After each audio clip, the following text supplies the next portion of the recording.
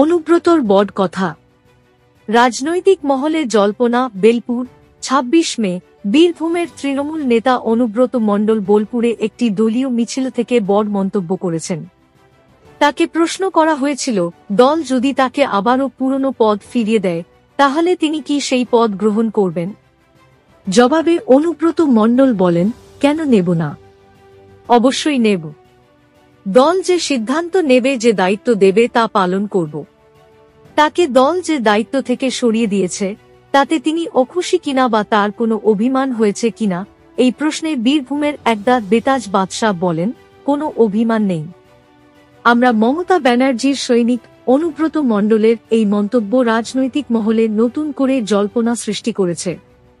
বর্তমানে তিনি বিভিন্ন মামলায় জড়িত এবং তার রাজনৈতিক কার্যকলাপ সীমিত। এমন পরিস্থিতিতে তার এই পদ গ্রহণের ইচ্ছাপ্রকাশ তাৎপর্যপূর্ণ বলে মনে করছেন রাজনৈতিক পর্যবেক্ষকরা। ১২ লাখ টাকায় শিক্ষক নিয়োগ।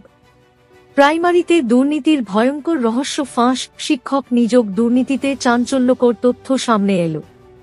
১২ লাখই চাকরির দরে সরাসরি ইমেইল করে অযোগ্য প্রার্থীকে টেট উত্তীর্ণ ও যোগ্য হিসাবে জানানো হয়েছে।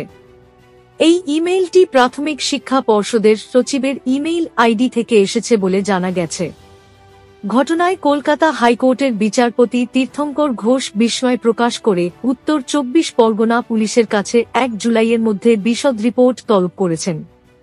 জানা গেছে, ২৮ এপ্রিল ২০২২ বিকেল ৪:১৯ একটি ইমেইল করে ২৯ এপ্রিল কাউন্সেলিংয়ে ডাকা হয় গোবরডাঙ্গার সুদীপ কর্মকারকে।